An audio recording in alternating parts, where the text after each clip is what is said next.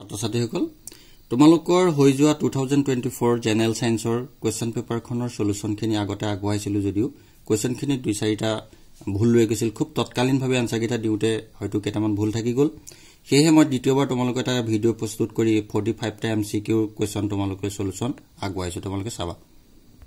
question number 1 টো আছিল তোমালোকৰ বেৰিয়াম ক্লোৰাইডৰ জলীয় ড্ৰপ আৰু সোডিয়াম সালফেটৰ জলীয় ড্ৰপ যোগ কৰাৰ ফলত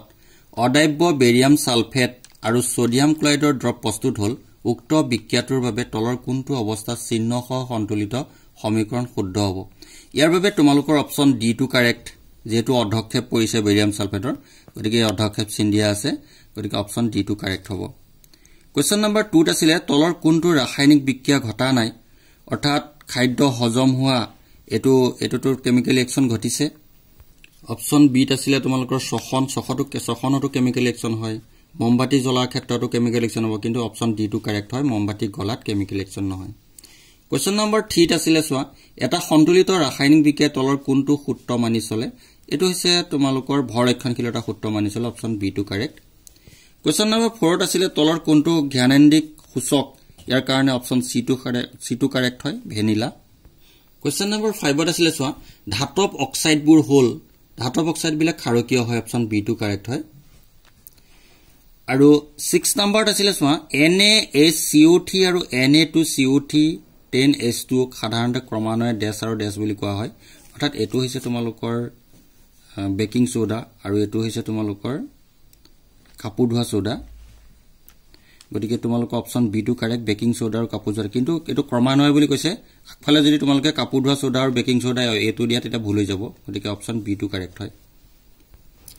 কোৱেশ্চন নম্বৰ 7 আছিল তোমালোকৰ দন্তক্ষয় ক্ষেত্ৰত তলৰ উক্তিত কেটা বিবেচনা কৰা প্ৰথমটো আছিল তোমাৰ pH ৰ মান 5.5 ৰ তলত হলে দন্তক্ষয় সূচনা হয় এটো অপচনটো এটো শুদ্ধ আৰু দ্বিতীয়ত আছিল তোমালোকৰ ফসফৰিক এসিডে pH ৰ মান কম কৰাৰ বাবে দন্তক্ষয়টো অসত্য হয় তোমালোকৰ সেইকাৰণে অপচন এ টো হে শুদ্ধ তোমালোকৰ 1 সত্য আৰু 2 অসত্য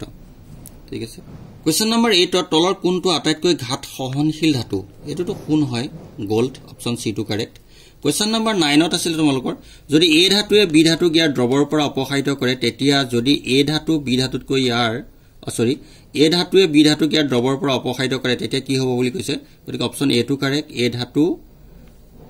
বিতকৈ বেছি সক্ৰিয় হ'ব অপচন এ কাৰেক্ট হয় কোৱেশ্চন নম্বৰ 10 ত আছিল কোনটো ধাতুৰ সালফাইড আকৰিক হল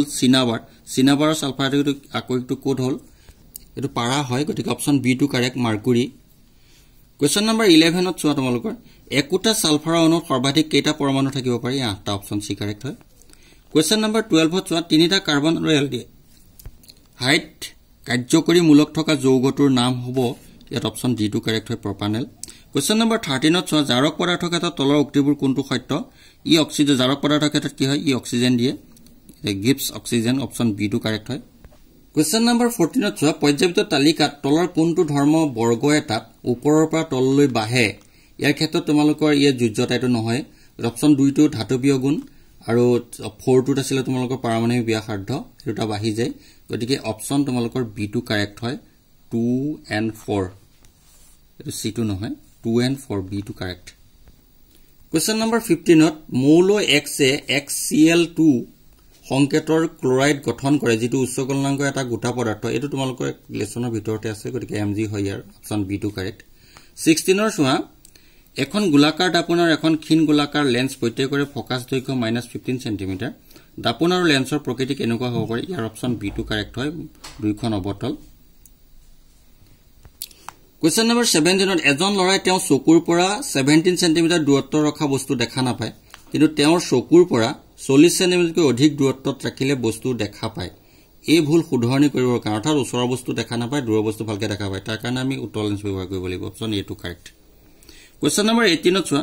অবতল দাপোন এখনে গঠন কৰা প্ৰতিবিম্বটো অসৎ থিয়ৰ লক্ষ্যবস্তুকৈ ডাঙৰ পোৱা গল লক্ষ্যবস্তুৰ অৱস্থান ক'ত হ'ব লাগিব ইয়াৰ অপচন ডি টু কাৰেক্ট হয় তোমালোকৰ দাপোনৰ মেৰু আৰু তাৰ মুখ্য ফোকাসৰ মাজত থাকিব লাগিব কোৱেশ্চন নম্বৰ 19 ত আছে চোৱা পৰিবাহী তাঁৰ এডালৰ ক্ষেত্ৰত কৰা পৰীক্ষাত প্ৰয়োগ কৰা ভল্টেজৰ লগত পৰিৱৰ্তিত বিদ্যুৎ তলত দিয়া ধৰণে পোৱা গল তোমালোকৰ এটা পিকচাৰ দি দিছে ইয়াৰ পৰা এটা লিখিছে তোমালোকৰ এটা ভল্টেজৰ সৈতে বিদ্যুৎ ৰৈখিকভাৱে বৃদ্ধি হ'ব পাৰে ভিৰ ভিন্ন মানৰ ক্ষেত্ৰত ৰুট ভিন্ন হ'ব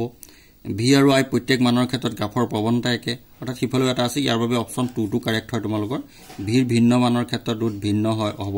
ইয়াৰ কাৰণে এটা তোমালোকৰ অপচন সি টো কাৰেক্ট হয় অৰ্থাৎ 2 অনলি 2 টো শুদ্ধ হয় কোৱেশ্চন নম্বৰ 20 ত আছিল বিদ্যুৎ পৰিবাহী টায়াৰডালৰ লগত সম্বন্ধিত চৌম্বক ক্ষেত্ৰখন তলত দিয়া কোনটো নক্সাই সঠিক নিৰূপণ কৰিব ইয়াৰ বাবে অপচন তোমালোকৰ সি টো কাৰেক্ট ফ্লেমিঙৰ বাহুতে নীতি অনুসৰি আমি অপচন সি টো কাৰেক্ট কোৱেশ্চন নম্বৰ 21 ত আছে তোমালোকৰ তলৰ কোনটো এডাল পুন দীঘল পৰিবাহী তাৰৰ ওচৰত চৌম্বক ক্ষেত্ৰ শুদ্ধভাৱে বৰ্ণনা কৰে